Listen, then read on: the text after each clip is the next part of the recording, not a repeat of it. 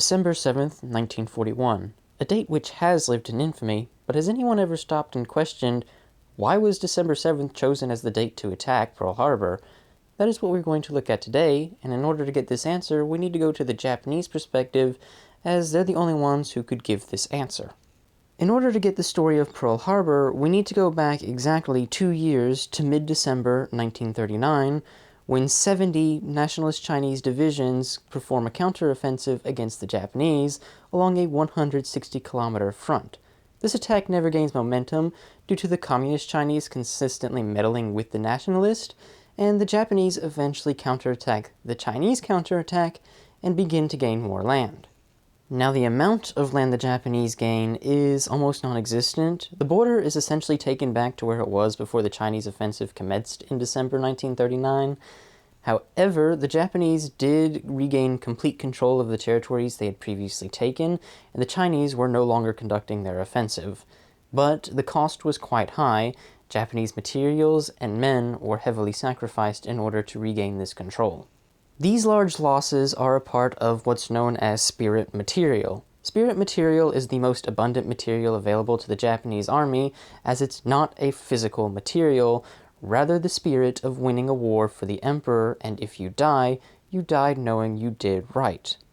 In March of 1940, the imperial staff was becoming very impatient with the Chinese war. This was supposed to have been concluded within a month in 1937, and here we are in 1940 with the war at a stalemate. This seemingly endless war was not very pleasurable to the emperor, and it was decided that the imperial army needed rearmed and resupplied to conduct a massive offensive to completely take China. This rearmament would also focus on supplying the Japanese well enough to where they could go up against the Soviet Union once the Chinese problem had been solved. Now we move on to where Pearl Harbor begins to formulate.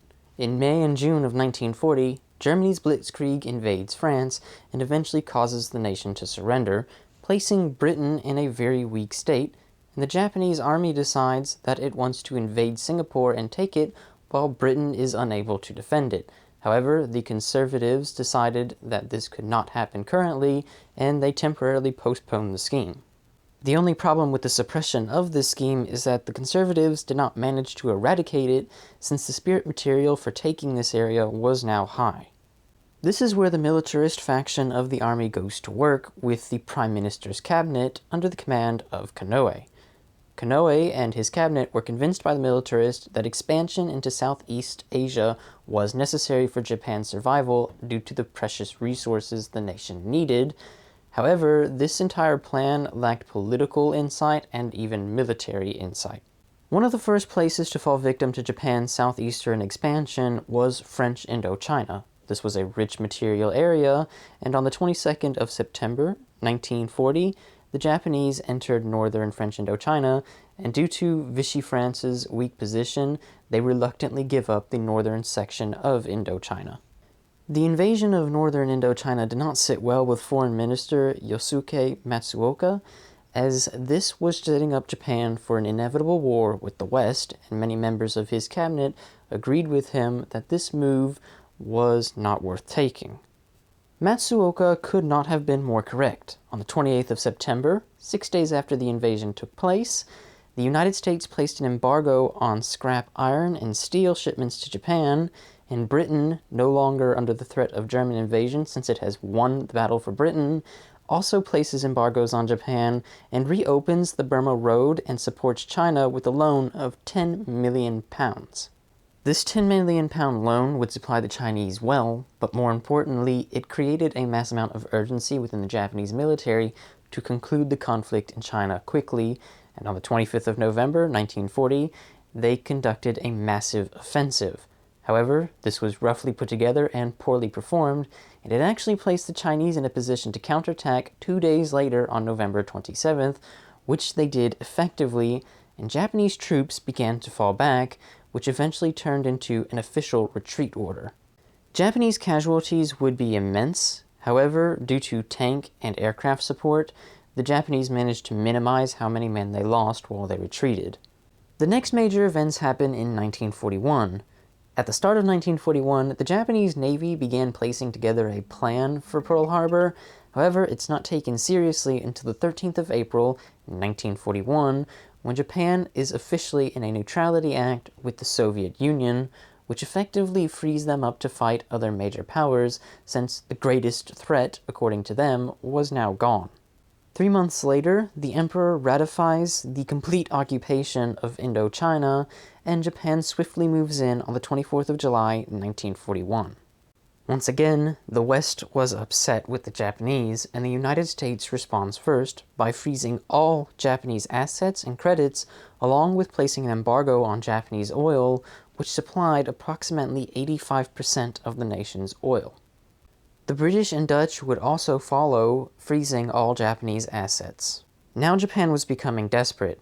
Konoe knew that Japan's position was extraordinarily weak, but he did not want to go to war with Great Britain and the United States, as he knew Japan could not handle it, so his cabinet attempted negotiations with the United States, where these assets, credits, and oil could be reopened for trade if Japan could leave China on terms that does not place them in a weak position against the Chinese.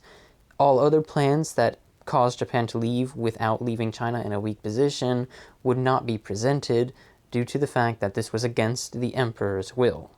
Emperor Hirohito did not want a war with the United States as well, but during the negotiations he was kept into the dark as to what was happening until the negotiations were done, and he was very upset when he found out that not all proposals were given. A few weeks after the conference with the emperor had taken place, on the 16th of October 1941, Konoe and his entire cabinet resigned. Konoe's former Minister of War, Tojo, was given the royal mandate and was now Prime Minister of Japan. This was a massive mistake. Tojo and his entire cabinet were extreme militarists who were all about expanding and starting wars, so this meant that all conservatives who previously held power to prevent these wars from happening were out of position, and Japan was now free to do anything it wanted.